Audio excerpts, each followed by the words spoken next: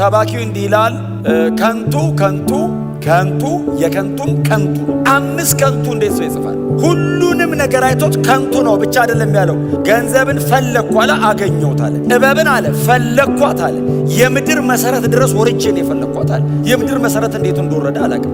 በቀይ እንቁ መካከል ፈለግኳት፣ በደመና መካከልም ፈለግኳት ይላል። በየትኛውም ቦታ ፈለግኩ ይላል። ምንም ነገር ፈልጌ አላጣውም አለ። ሁሉንም ነገር በእጄ ጨበጥኩት አለና 5 ጊዜ ከንቱ ነው አለ። በመክብብ መጽሐፍ ላይ ያለውን ሐሳብ ሰመራይዝ ማድረግ የምትፈልጉ ከሆነ ሰው አላው እንደኔ በእርጅናው ሳይሆን በጉብዝና ወራት ፈጣሪውን ያስባል። በጉብዝና ወራት እኔ ጉብዝናዬን የጨረስኩት እንደነዚህ አይነት ነገሮችን ሰርች በማድረግ ነው። ስለዚህ ጉብዝናን እንዳትጨርስ እኔ ሄጄልሃል። እኔ ጉብዝናዬን በሙሉ በዚህ ሄጄ ያላገኘ ሰው ቢጽፍ ለማግኘት እንታገላለን። ያገኘን የጻፈው ሞክሮ ሚስ ያደርግ አይደለም። ታርጌት ፉል የሆነ ሰው ነው የጻፈው። በንግስና ወደር የለውም፣ በሀብት ወደር የለውም፣ በዝና ወደር የለውም።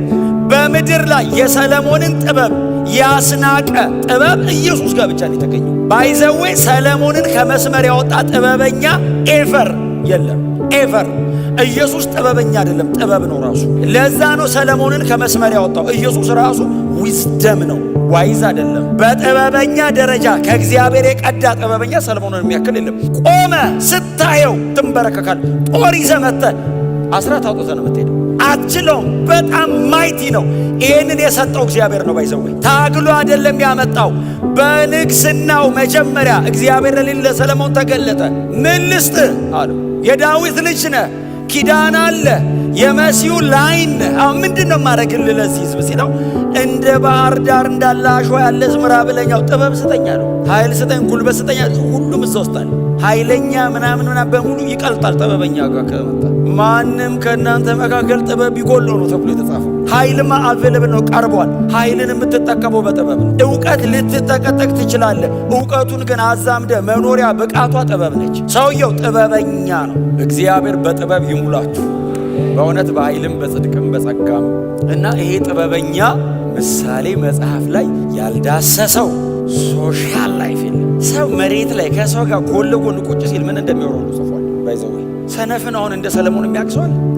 ሰነፍ ባይዘው ያለው መጽሐፍ ምሳሌ ውስጥ ነው። እናንተ ዝም ብላችሁ ሌላ መጽሐፍ አታ ሰነፍን አይደል ያለው በሙቀጫ አስገብተህ ብትወቅጠው ስንፍናው አይለቀም። ወቅተህ አፈጭተህ ምን ብለህ መልሰህ ስታቆመው ስቲል ሰነፍ አይደል። ሰነፍ በአልጋው ላይ አይደል ያለው በር በመዝጊያው ላይ እንደሚሄድ ይሄዳል። አልጋው ላይ ሲሄድ ይውል እንደ በጣም እኮ ያላየው እግዚአብሔር ያላሳየው አይኑን ከፍቶለት ያላየው ነገር ግን በሙሉ ከፀሐይ በታች እያለ ነው የሚጽፈው። ከፀሐይ በላይ ያለ ማለት ክብር ለእግዚአብሔር። እና ይሄ ሰው ምዕራፍ 11 ላይ ደረሰ። እየጻፈ ምዕራፍ የመጨረሻው መጽሐፍ ነው የሰውየው የመጨረሻዎቹ ምዕራፎች ናቸው። ከዚህ በኋላ ምዕራፍ 12 ነው። 12 ምዕራፍ አካባቢ ነው አይደል ያለው 12 ምዕራፍ አካባቢ እና የመጨረሻው ቁጥሮች ላይ ሲደርስ በጣም ሃምብል ሆነ። እኛንም ባይዘው ሃምብል ያደርገናል። ይህንን ሁሉ ነገር ማወቅ የቻለ ሰው ምሳሌ 6ን እናንተ አብቁት እሺ ጊዜ ስታገኙ ስለ ጥበብ ኦልሞስት ክራይስትን ነው የጻፈው። ጥበብ ብሎ ጥበብን ያስቀመጠበት የጥበብን ቁመና ሲያስቀምጣት ክራይስትን ነው ባይዘው ፍንተው አድርጎ የጻፈው። አንደርስታንድ አድርጎታል። ይህንን ሁሉ ነገር ያየ ሰው ሃምብል ይሆናል። እንደሚለው ቁጥር 11 የንፋስን መንገድ እንደማታውቅ። አሁን ሰለሞን ምንም የማያውቀው ነገር አለ፣ ሁሉንም ነገር ያውቃል። ሰው ብዙ ነገር አጥንቶ የንፋስን መንገድ ሁሉ መርምሯል። የንፋስን መንገድ ሲመረምር በትክክል በእርግጥ ቃሉ የሚለው ዊንድ ብቻ አይደለም ስፒሪት ነው የሚለው። ነፋስ የሚለው ንፋስ ብቻ ሳይሆን መንፈስም ነው የሚለው። የመንፈስን መንገድ እንደማታውቅ የሚለው ድምፅ አለ። ሩሃ የሚለው ቃል ስለሆነ አንዳንድ ትርጉሞች ላይ ነፋስ፣ አንዳንድ ትርጉሞች ላይ መንፈስ የሚል ቃል ይጠቀማል። ይህንኑ ቃል ባይዘው ኢየሱስ ተጠቅሞታል። በኋላ አነሳዋለሁ። ዮሐንስ ወንጌል ላይ ተጠቅሞታል ኢየሱስ ራሱ። የንፋስን መንገድ እንደማታውቅ ሁሉ ይሄ ከእኔ የተሰወረ ነው አለ። ይሄ ከሰው ልጆች የተሰወረ ነው። በየትኛውም ዘመን ሰው ንፋስ ወዴት እንደሚነፍስ ያየዋል እንጂ መንገዱን አያውቀውም። ከየት እንደመጣ ወዴት እንደሚሄድ ሰው አያውቅም። በዊንድ ፌን በሉት በተለያየ መንገድ በሉት አቅጣጫ እንደዚህ እያደረገ ይሞክረዋል እንጂ ከየት እንደመጣ አያውቅም። በመጣበት ሞመንት ወዴት ሊሄድ እንዳሰበ ብቻ ይጠቁመዋል። ወደዛ ሄዶ ይታጠፋ አያውቅም። ሰለሞን ያለ የንፋስን መንገድ አታውቅም። የንፋስ መንገድ አይመረመርም። የንፋስን መንገድ እንደማታውቅ ሁሉ አለና ሃምብል ሆነ። ይሄን አውቄያለሁ፣ እዚህ ጋር ደርሻለሁ፣ ይሄንንም ነክቼዋለሁ፣ እዚህ ጋር ስትሆን እሱንም ነክቼዋለሁ፣ ከሱ ማለፌ እንትን አግኝቻለሁ ያለ ሰው የንፋስን መንገድ አላውቅም። አንተም የነፋስን መንገድ አታውቅም። ሰለሞን የነፋስን መንገድ እንደማላቅ አይደለም እንደማታውቅ ነው የሚለው። ከዚህም በኋላ ማንም ሰው ቢመረምር ይህንን ሊያገኘው አይችልም። የነፋስን መንገድ እንደማታውቅ ሁሉ ቀጥሎ ምንድን ነው የሚለው? ሕይወት ወይንም መንፈስ የቀድሞ ትርጉም ምንድን ነው የሚለው? አጥንት ከአጥንት በእናት ሆድ ውስጥ እንዴት እንዲዋደድ እንደማታውቅ ነው የሚለው። አጥንትና አጥንት በእርጉዝ ሴት ሆድ ውስጥ እንዴት እንደሚዋደድ እንደማታውቅ፣ የንፋስን መንገድ እንደማታውቅ ሲል ኦፍኮርስ ማሊያቅ ይችላል ሲሉት፣ ቆይ ላቅርበው አለ። ላቅርበው አጥንትና አጥንት በእርጉዝ ሆድ ወይንም በእናት ሆድ ውስጥ እንዴት እንደሚገጣጠምም እንደማታውቅ እሱንም ሰርች አድርጓል። እንዴት ፕሮሰስ እየተደረገ እንደሆነ ማንም ሰው ሊመረምረው አይችልም። ስንት ወር ላይ እንደደረሰ፣ ስንት ሳምንት እንደሆነው፣ ስንት ቀን እንደሆነው ሊነግሩ ይችላሉ። አሁን በጣም ቴክኖሎጂው ጣራ ነክቷል። እህቶቻችን የሆነ ወር ሲደርስ እኮ ብዙ ነገር ነው የሚነግሩን። ግን አጥንትና አጥንት መቼ እንደሚዋሃድ ማንም አያውቅም። አጥንትና አጥንቱን እግዚአብሔር መቼ በእናት ሆድ ውስጥ እንደሚገጠም እንደማታውቅ አዲሱ መደበኛ ትርጉም ደግሞ በጣም ቆንጆ አድርጎ ነው የሚያስቀምጠው። መገጣጠም ብቻ ሳይሆን የተገጣጠመው ነገር ላይ እግዚአብሔር እንዴት ሕይወት እንደሚዘራበት አታውቅም። መገጣጠሙ ላይ ብትደርስ መንፈስ ወይንም ሕይወት እግዚአብሔር እንዴት እንደሚዘራበት አንተ ደጅ ያለውም ውስጧ የሚሰራው እናትም አያውቁም። ይህ ሚስጥር ነው። ነፋስንና በርዝን አያይዞ ጽፏል ሰለሞን። ነፋስንና በርዝን አያይዞ ኢየሱስ ተናግሯል። አሁን ሰለሞን ጥበብ እያወራ ነው። የእግዚአብሔርን ረቂቅነት እያወራ ነው። የእግዚአብሔርን ሁሉን ቻይነት እያወራ ነው። እግዚአብሔር ቢዮንድ ሜዥር ነው፣ መለካት ከሚቻለው በላይ ነው። አሁን እኔ አላቅም፣ እግዚአብሔር ግን ለነፋሳው መንገድ ያበጃል። እኔ አላቅም መንገዱ ነው፣ እግዚአብሔር ግን መንገድ ያበጃል። ሌን ያወጣለታል ለነፋስ። ነፋስ እንደፈለገ አይነፍስም፣ እግዚአብሔር ባሰመረለት ነው የሚነፍሰው። እግዚአብሔርን ሁሉ ያውቃል። እኔ ፕሮሰስ ተደርጎ አልቆ የተወለደ ልጅ ነው ማቅፈው።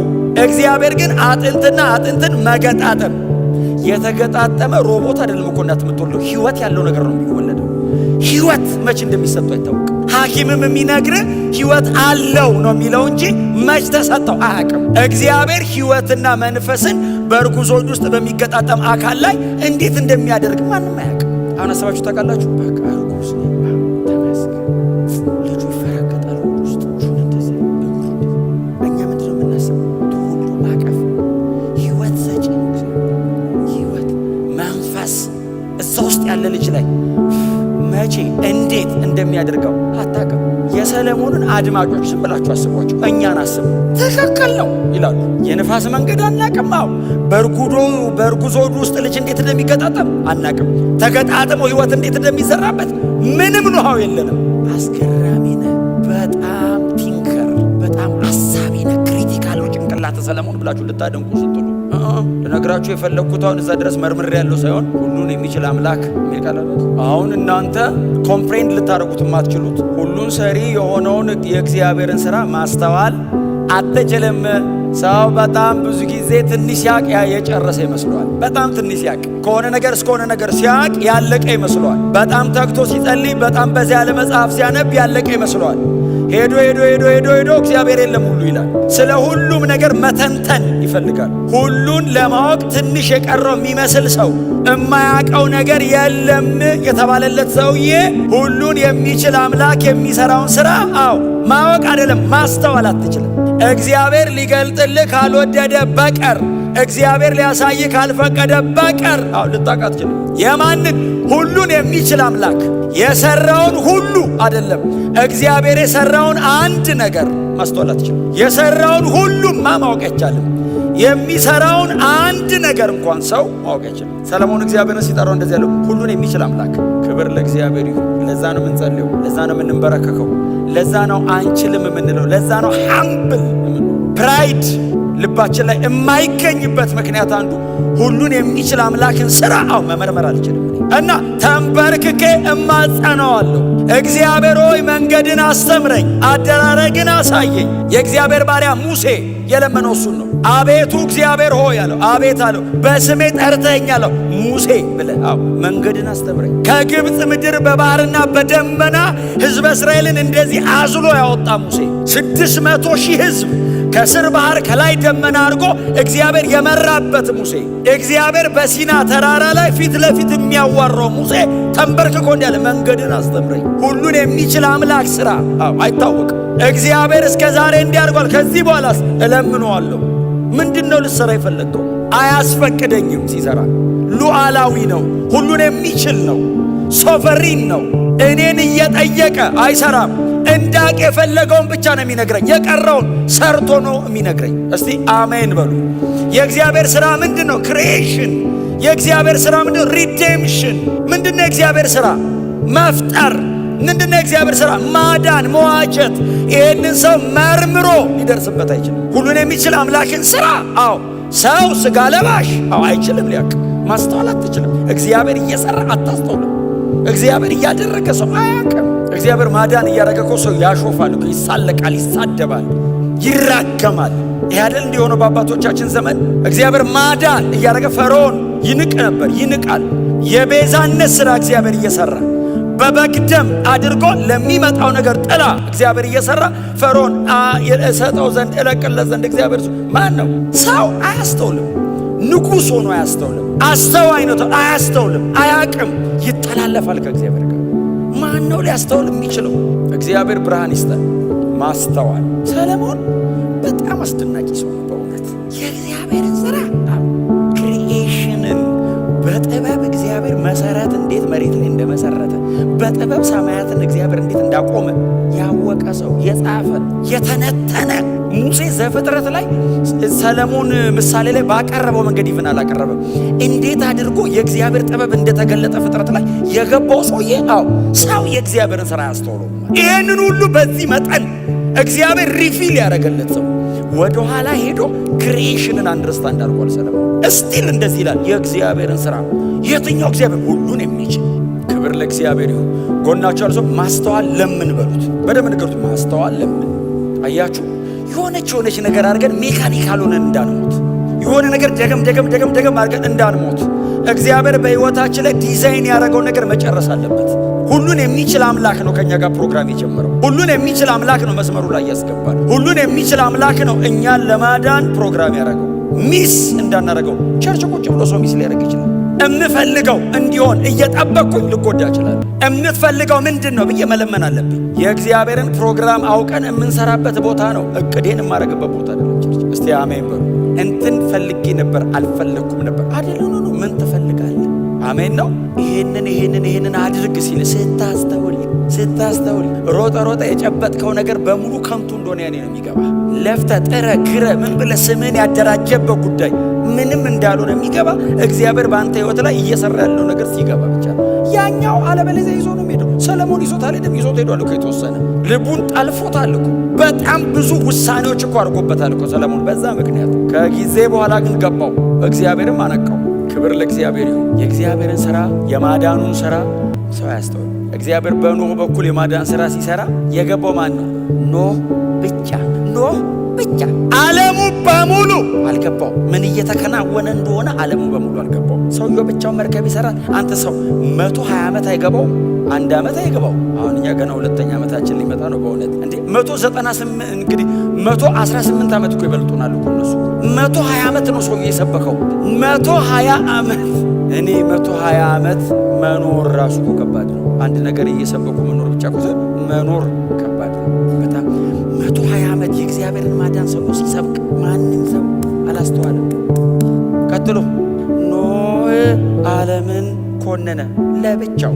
ማማዳነ ኖህ፣ እነማዳኑ ኖህ፣ ከነማጋዳነ ኖህ። ዓለሙስ አላስተዋለም። ሰው አያስተውልም። ሌላ ብዙ ነገር እያስተዋለ የእግዚአብሔርን ሥራ ሰው አያስተውልም። ክሪኤሽን ዋው ይላል። የመሬት አቀማመጧ፣ የፀሐይ አቀማመጧ፣ ፀሐይ አለመጥፋቷ፣ መሬት አለመቅለጧ፣ በረዶ አለመሆኗ፣ አለመቃጠላችን፣ ፍሪዝ አለማረጋችን በጣም ይገርመዋል። ሰው ሪዴምሽንን አያስተውልም። ቤዛነትን ሰው አያስተውልም። ስትነግረው ሞኝነት ነው ይላል። ትቀልዳለህ እንዴ ይላል።